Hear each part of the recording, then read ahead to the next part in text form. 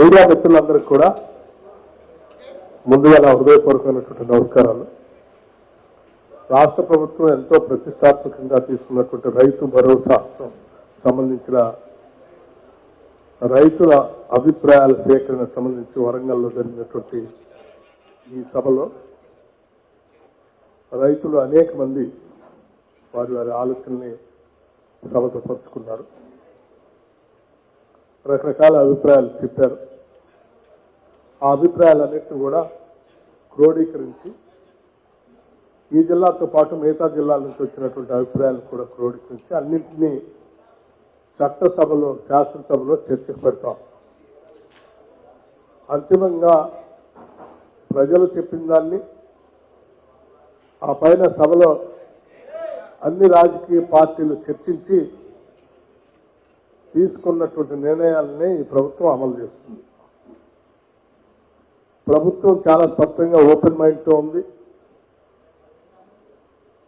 ఈ పంచే మేము ఇచ్చేటువంటి ఈ సొమ్ము రైతు భరోసా పేరు మీద ప్రతి సంవత్సరం మేము ఇచ్చేటువంటి ఈ భరోసా సంబంధించినటువంటి డబ్బులు ప్రజల డబ్బులు.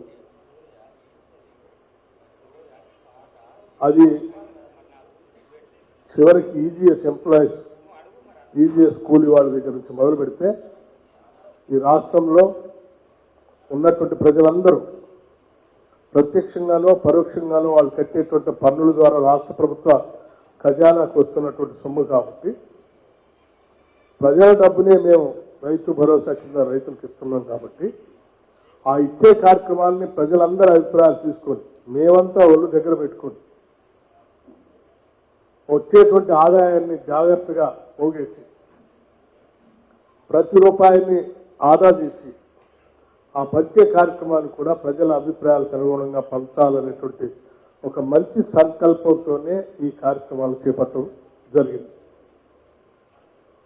మంత్రిమండలి సమావేశంలో రాష్ట్ర ముఖ్యమంత్రి రేవంత్ రెడ్డి గారు అందరు మంత్రులతో చర్చించిన తర్వాత ఒక ఉపసంఘాన్ని వేసి మంత్రిమండలికి సంబంధించినటువంటి కేబినెట్ సబ్ కమిటీ ద్వారా రాష్ట్ర వ్యాప్తంగా ఉన్నటువంటి అన్ని జిల్లాల పర్యటన చేసే అభిప్రాయాలు తెచ్చుకొని వచ్చి సభలో పెట్టి చర్చించి నిర్ణయం చేయాలని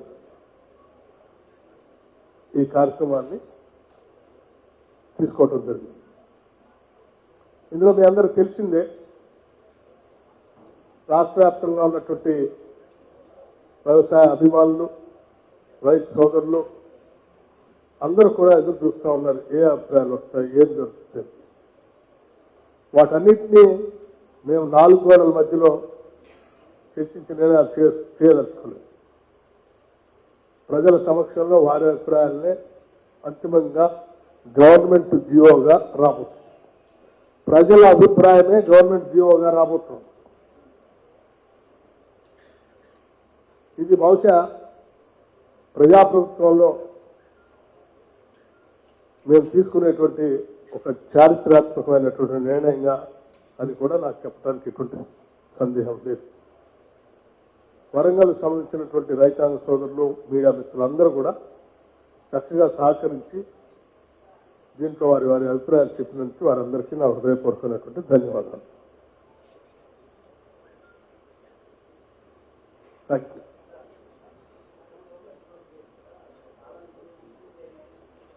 అన్నిటిని ఏమన్నా రికవరీ చేసే అవకాశం ఉంటుందా? ఎందుకంటే కోట్ల రూపాయల దాదాపు 22,000 కోట్ల రూపాయలు అట్లా గుట్టలు ఫామ్ హౌస్లకే పోయినాయని మీ ప్రభుత్వం నుంచే చెప్తున్నారు. కాబట్టి అట్లాంటి రికవరీ చేసి మళ్ళీ ఆ ప్రజాధనాన్ని కాపాడే ప్రయత్నం చేస్తారా? మా ప్రభుత్వం చెప్పట్లేదు.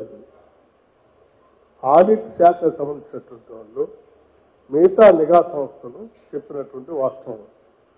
కొండలు, గుట్టలు, రోడ్లకి లేకపోతే రియల్ ఎస్టేట్ చేసినటువంటి వాటికి ఇటువంటి అన్నిటికీ ఇచ్చి ప్రజాస్వామ్యాన్ని దుర్వినియోగం చేశారని లెక్కలు ఏజెన్సీ చెప్పిన ఏజెన్సీ చెప్పిన మాటలు పట్టుకునే అలా దూబరా కాకూడదు, ప్రజల ఆలోచనకు అనుగుణంగా చేద్దామని ప్రజల మధ్యకి వచ్చాం. నేను చెప్పాను కదా, అంతిమంగా ప్రజల అభిప్రాయమే గవర్నమెంట్ జీవోగా రాబోతుంది. ఇంతకుముందు ఇచ్చినట్టు ఇన్పుట్ సబ్సిడీ అట్లాంటి వాటిపైన ఏమైనా దృష్టి సారిస్తుంది? అన్ని విషయాలు సబ్సిడీ ఇవ్వటం అనేది మేము ఆల్రెడీ స్టార్ట్ చేసాం కూడా.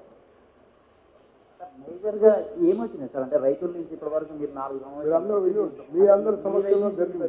నేను మళ్ళీ ప్రత్యేకంగా చెప్తే అవి నేను బయాస్ గా చెప్పినట్టుగా ఉంటుంది. అందుకోసం మీడియా మిత్రులు అందరి సమక్షంలోనే ఈ అభిప్రాయ సేకరణ కూడా జరగాలని మీ అందరం కూర్చుంటాం.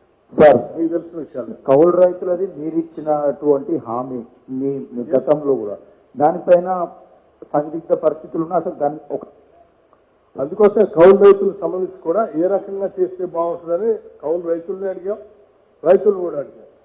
దానికి సంబంధించి రకరకాల భిన్నాభిప్రాయాలు చెప్పారు. అవి కూడా నోట్ చేసుకున్నాం. వాటిని కూడా చర్చ పెట్టి చేస్తాం.